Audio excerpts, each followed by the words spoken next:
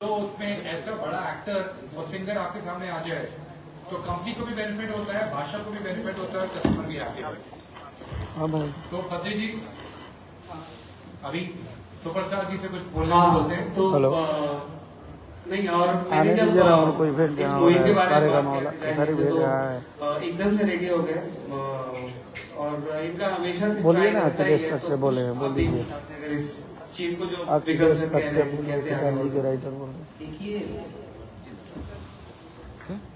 सबसे पहले तो जितने भी लोग आए हैं सबको दिल से प्रणाम किया। आप लोग इतना इसकी समय हमारी मुहिम के लिए दिया, और ये मुहिम सिर्फ हमारा नहीं बल्कि मुझे लगता है हम सबका होना चाहिए, क्योंकि जब एक होता है तो परिवार नहीं, वो एक अकेला होता है, लेकिन पूरी परिवार जब उसके साथ हो जाती है तो पूरा परिवार हो जाता है। और हमारे भोजपुरी भाषा की बात है तो सबसे पहले कि इस मुहिम में सबसे पहले सारेगामा हम भोजपुरी आया, और जब गार्जियन अच्छा है तो बेटे बिगड़ते नहीं। सबसे बड़ी चीज है कि गार्जियन अगर शिक्षित है, गार्जियन अगर मालदार है तो बिगड़ना संभव नहीं है, क्योंकि हर जगह पैसे की बात तो आती ही है। क्योंकि कोई भी दुनिया का बड़ा काम करने के लिए आप सबकी एनर्जी के साथ साथ फाइनेंस की भी बहुत जरूरत होती है। और ऐसी ऐसी कंपनियां जब आएगी, और पहला मुहिम आज सारेगामा हम भोजपुरी ने किया था, और पहला गाना भी खेसारी लाल का सारेगामा हम भोजपुरी ने किया था, जो कि 100 मिलियन से ऊपर है। और मुझे अच्छा लगा, पहली बार एक वीडियो मुझे जब करके आया तो मुझे लगा, मैं बद्री जहाँ पे सवाल उठाया था, यार कहाँ बना दिए, हम एक दिन में 15 गाना शूट करते हैं, एक दिन में एक ही गाना शूट किए।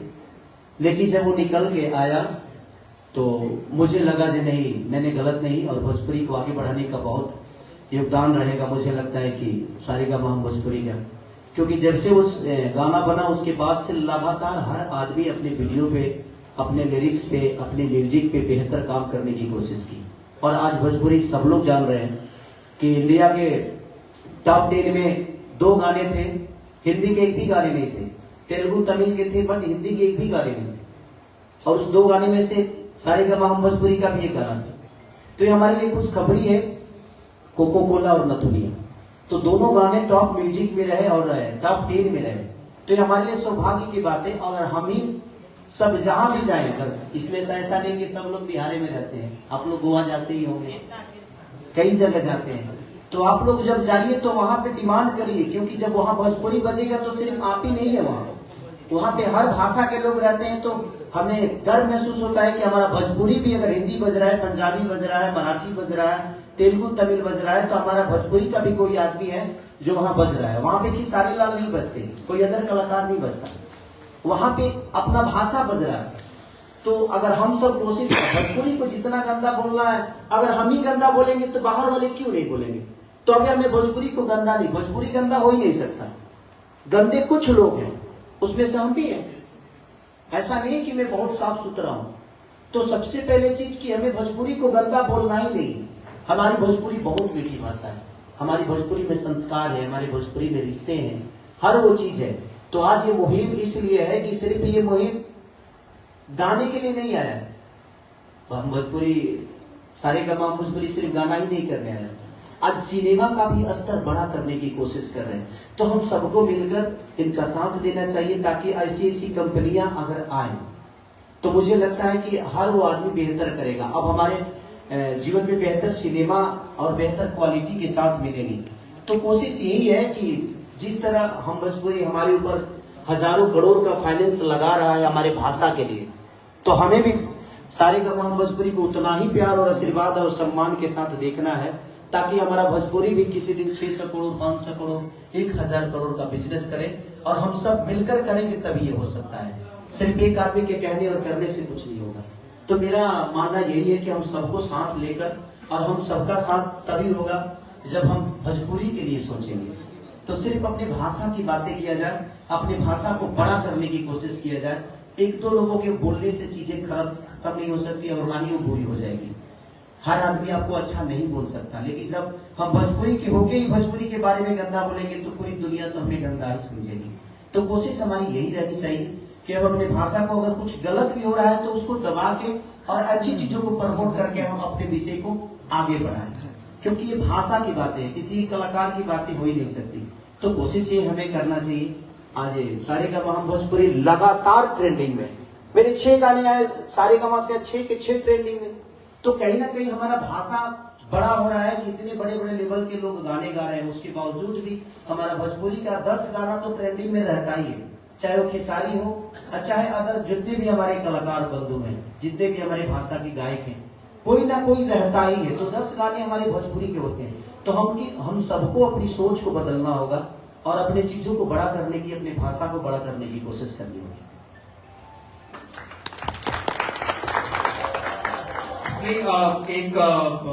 मैं आप सभी के साथ एक बहुत ही अच्छा अनुभव शेयर करना चाहता हूँ खेसारी जी के बारे में, कि जब हम लोग पानी पानी कर रहे थे तो खेसारी जी का ही रिक्वेस्ट था और उनका ही परिश्रम था कि उन्होंने बोला नहीं बादशाह तो चाहिए हमें। तो उसके बारे में कुछ बताइए कि कैसे आपने इस चीज को चेंज किया, इक्वेशन को एलिवेट करने के लिए भोजपुरी में।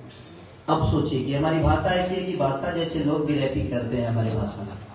तो हमें अगर हम किसी और आदमी से कहते तो शायद वो चीजें नहीं हो पाती, लेकिन सर का रिश्ता मुझे लगता है बॉलीवुड के हर उस इंसान से है। ये चाहे तो बच्चन साहब को मेरे सामने खड़ा कर दे, मेरे साथ खड़ा कर दे, तो हम वही रिक्वेस्ट कर सकते हैं। अच्छा, जब ना दुकान में सामान हुई वही जगह में मिल जाएगी। अब हमारे कहने का मतलब हम मुफ्ती में जाकर खोजे कि भाई वो कौन बना भाई, हाँ कि अरमानी के कोनो टी शर्ट भी ना मिली। तो जिंदगी में एक चीज तो है कि जहाँ पे व्यवस्था है और जहाँ पे चीजें हैं, अगर हम वहाँ डिमांड करेंगे तो। और मैं अपने भाषा के लिए उनको लाया था और सर से रिक्वेस्ट किया कि सर अगर बादशाह जी इसमें रैपिंग कर दे तो शायद चीजें बड़ी हो जाएगी। तो हम सबको कोशिश करना है कि हर लैंग्वेज के लोग आकर हमारे यहाँ काम करें, और करेंगे तो शायद उस भाषा के भी लोग हमारे भोजपुरी को एंजॉय करेंगे। तो हमारी कोशिश यही है कि हम अदर भाषा के जो भी टॉप के आर्टिस्ट हैं उनको भी अपने भाषा में कोशिश करें लेकर आए, ताकि हमारा भाषा बड़ा हो जाए और हमारे भाषा को उस लैंग्वेज के लोग भी एंजॉय करें। जैसे हमारे हिंदी के लोग तेलुगु में जाकर काम करते हैं, रवि भैया इंग्लिश की जाकर करते हैं, तो हम लोग रवि भैया की वजह से उसको देखते हैं ना। तो मुझे लगता है कि वहां के भी लोग अगर हमारी भाषा में आए तो वहां के लोग भी हमारी भाषा को देखेंगे और प्यार देंगे, और प्यार देंगे तो शायद हमारी भाषा छोटी नहीं रह जाएगी, और हमारी भाषा कभी छोटी हो ही नहीं सकती। लोग मुझसे सवाल भी करते हैं कि आप हिंदी में काम क्यों नहीं करते, तो मेरा सवाल यही होता है कि अगर हम हिंदी की तरह अपनी भाषा को कर दे तो हमें हिंदी में काम करने की जरूरत नहीं।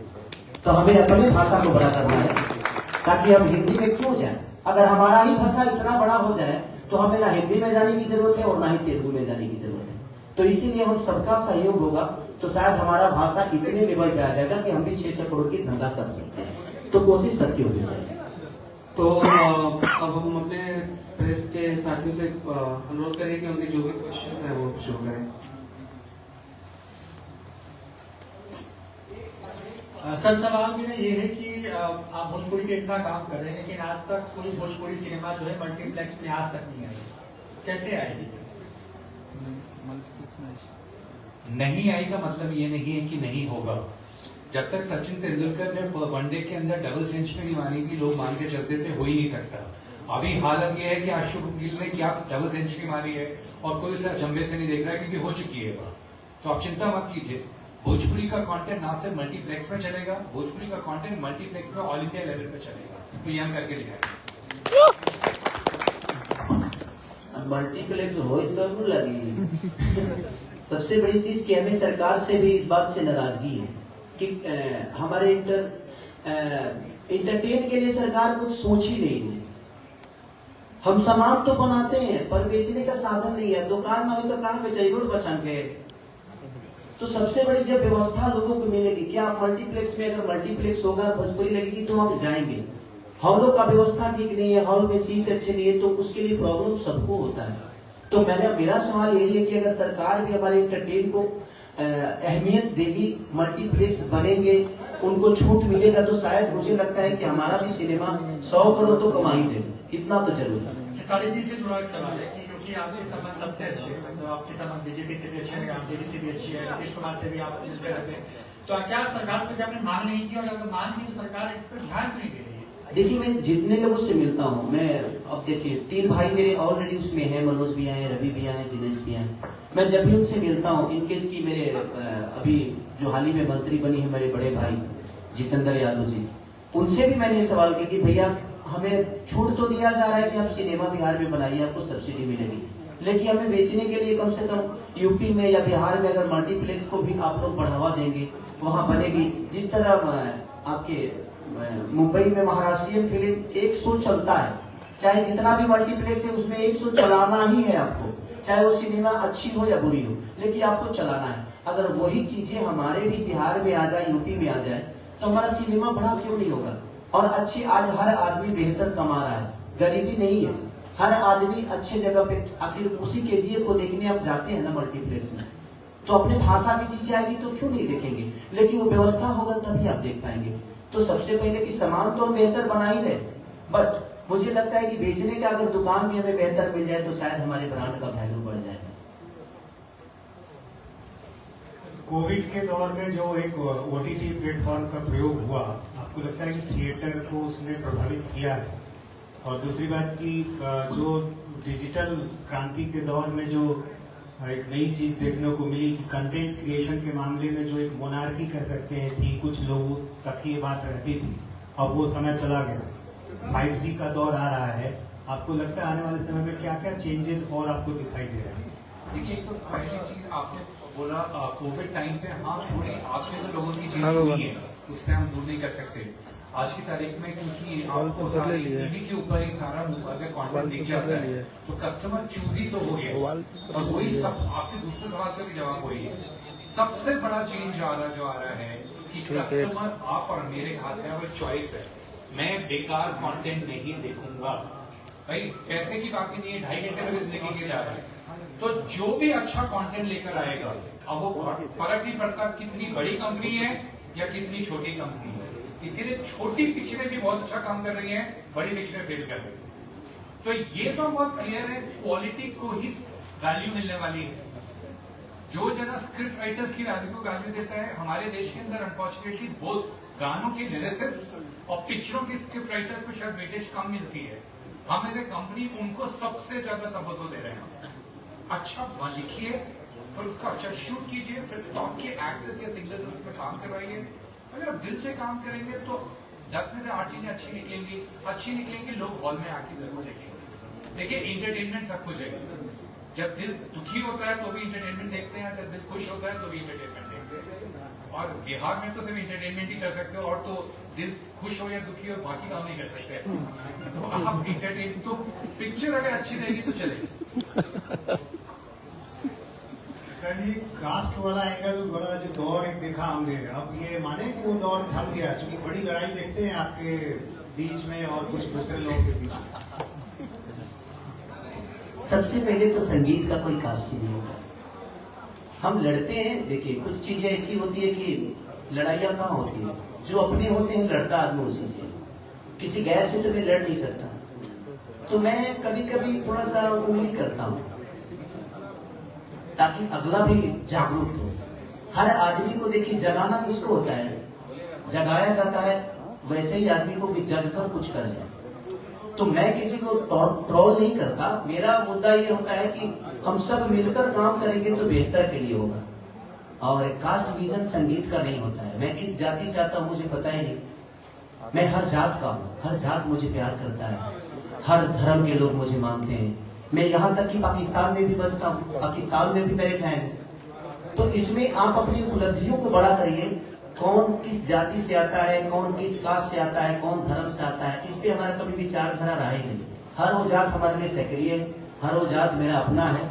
हाँ, कुछ लोग है जिन चीजों को, तो कुछ लोगों के मैं क्या बोल रहा हूँ कि कुछ लोगों से चीजें खराब नहीं होती, बस हमें उन पे विचारधारा नहीं रखना है। वो जो कुछ लोग हैं वो सिर्फ आपको डिस्टर्ब करने के लिए है। लेकिन पहले मैं डिस्टर्ब होता था, लेकिन अब इधर 2-3 महीने से अब डिस्टर्ब करना अब कभी होना है, अब नहीं होना है। उसके लिए कानून है, उसके लिए प्रशासन है, शासन है, कोर्ट है, कचहरी है, तो सारी चीजें तो वही है। तो हमें क्यों रिएक्ट करना है? आप करूंगा नहीं, रिएक्ट करने वाले कुछ लोग हैं मेरे पास, उनको लगा दूंगा काम पे, अपना काम करते रहेंगे। खेसारी जी, सबसे बड़ी बात है कि अश्लीलता को लेकर सभी कलाकार कहते हैं कि अश्लीलता नहीं होनी चाहिए, अश्लीलता पे रोक लगनी चाहिए, लेकिन गाने क्यों आ रहे हैं? लगता है कि परिवार के साथ गाने सुनने वाले गाने आजकल बन रहे हैं। कुछ ही लोग हैं जो ऐसे गाने गा रहे हैं, लेकिन ज्यादातर लोग ऐसे गा रहे हैं जो परिवार के टेम्पो में बजता है और स्पीकर में बजा रहे हैं, लोग चल रहे हैं, लोग जो है काम कर रहे हैं। लेकिन इस पर रोक लगाने की कोई आवश्यकता है? कुछ इसका कुछ गाइडलाइन बनाया जाए या कुछ वो विशेष रूप से अश्लीलता? बिल्कुल बिल्कुल, आपने जो बोला, देखिए गाने वाले एक ही, सुनने वाले कितने हैं उसके? बहुत सारे लोग। सबसे पहले